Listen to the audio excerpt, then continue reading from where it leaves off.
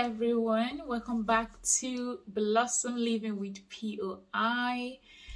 It's been a while since I did this, and I actually miss you guys so much. I miss being in front of the camera and just talking. Yes, so before we get started, I'm sure that a few of you already know, if you follow me on Instagram, that I cut my hair 2 months ago. And for those that don't, yes, I cut my hair, and yes, I'm absolutely enjoying the short hair. I've actually cut my hair in the past, and I just feel like a change. I enjoy doing my braids and stuff, but I love carrying short hair, and I like short hair, and it makes me look so much younger. So I have so much update for you guys in terms of POI, thyroid, but I specifically wanted to talk about the bone density scan today. So I got my bone density scan done in December last year, and I've gotten the result and everything, and I wanted to share that today. So let's get into this video. So to start, the last time I had my bone density scan was around the time I was diagnosed. Around the time I was diagnosed with POI, and I was diagnosed with osteopenia. So osteopenia means that my bones are not as strong as normal. So my bones are essentially weak. What is a bone density scan? So I'm going to read this. So it says a DSA scan is an X-ray to measure your bone mineral density to check for osteoporosis and your risk of breaking a bone. It's usually performed every 2 to 5 years. It was previously known as a DESA. So every 2 to 5 years, that wasn't the case for me. I guess it's different for everyone. So with the bone scan, I was initially meant to have my scan after pushing for it. I was meant to have it this year in April, but I had to then push further for it for December because I really wanted to know by the end of last year. So when you go for the appointment, you're fully clothed, it's painless, and it's non-invasive. So what you do then is, with the machine, we direct you on how to position your body according to what they need to check. So you do that. It typically takes about 15 to 20 minutes. For me, it was about 15 to 20 minutes, not more than 30 minutes anyway. And so then after that, then I then asked them when I will get the results. They said it takes a couple of weeks, and that will be, you have to go through either your GP, if it was your GP that requested for the scan, or the main hospital, wherever that person is, you go through then, and they'll be able to then provide you with your result. So initially when my result came, I had to keep calling the hospital to make sure, and eventually the result came. So I requested for a photocopy to be sent to me via email or by post. So it was sent to me, and then when I got the result, I went through it myself. I didn't really understand it at first, so I started doing some research while I was calling the hospital to get an appointment or a call over the phone just to ask for the questions. So I noticed there was something called a T-score and a Z-score when I was doing my research, and I wasn't really sure what they actually meant. And my result came in the form of a Z-score. So that's why I was like, what is a Z-score? So there's actually a really good resource I found online that has like very visual graph that shows you the stages of the of what a T-score, Z-score is, and the numbers and what they mean. So I'll leave the link below. Do check it out for further information, and also refer to your healthcare provider. So according to what I have here, I made some notes. So it says here, a T-score is a comparison of a person's bone density with that of a healthy 30 years old of the same sex. Why a z-score is a comparison of a person's bone density with that of an average person of the same age and sex. My result was on a z-score. And I wanted to ask because I need to actually ask for a copy. I think I did, but I need to look for it. And the first copy of my bone density scan was actually a z-score and a t-score, but this time around it was only a z-score. So yeah, so I the last time I went for my appointment, then I got to ask about the result. And so let me just share it here. So it says here, so they were doing a comparison to my initial first bone scan that I did to the one I did last year, December. So it says here that the limber mineral, I'll put the words here just in case I'm not pronouncing them right. Limber mineral density is within the expected range of age with a z-score of minus 1.0. This represents a significant 9.4 increase. So what that means essentially, according to doctor, is my limber mineral density has increased significantly by 9.4%, which is really good in comparison to my very first bone density, which was actually done in 2013. It says here, year of comparison, 2013. So that was when I had it. So a few years after my POI is when I got, okay. So yeah, okay.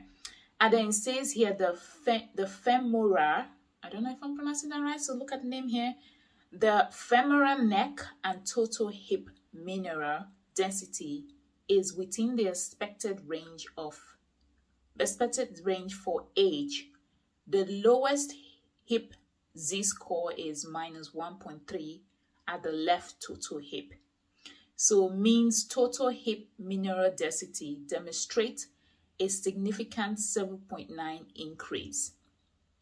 I was like, when I saw that, I wasn't understanding the numbers, but that's really, really good. It means my bones have increased significantly. And then it says impression, significant increase of bone mineral density since 2013 within the normal range for age. So since 2016 that I did my bone scan, up till last year that I did it now. So 16, 17, 18, 19, 20. Okay. That's like 5 years. Okay, right. It's actually improved significantly, so which is really, really, really good. So it's just a matter of actually them maintaining my bones henceforth. And so by doing what I've been doing it consistently, just to then maintain the bone. So then again, in the next 5 years, I will push for another one, and if they don't request it before, then I will actually push for it to then check it again in the next 5 years. But I'm just going to keep doing what I've been doing. And then what else was I going to say? So like I said, in terms of maintaining my bones, some of the things that I have done that I'm going to keep doing is, in addition to like taking my HRT, because we know the estrogen hormones is what helps maintain the bone. So it's important to still have that estrogen. It's important for me to keep taking my HRT. And the HRT, my supplements, taking my supplements. Of course, I also have thyroid, and we know thyroid also affects the bones, the muscle, and things like that, weaken the bones. So I have to keep taking my supplements, my HRT for that estrogen, my lifestyle. I have to keep active as always. So actually, weight-bearing exercises are really good. Maintaining a normal weight is really important. And it's actually recommended that, to get your bone density scan done at the time of your POI diagnosis, even though it actually says here, one of my thing, that the scan is usually only recommended for people in their 50s. But obviously that's not the case now, because people are going into menopause, and other health factors that probably contribute to getting your scan done. So it's recommended that if you POI, menopause, you're going through menopause, that you get your bone scan done to check your bone density and see what's going on, and then to get it done every 2 to 5 years. Then I guess it differs for everyone, but I definitely don't remember getting my bone done in 2013.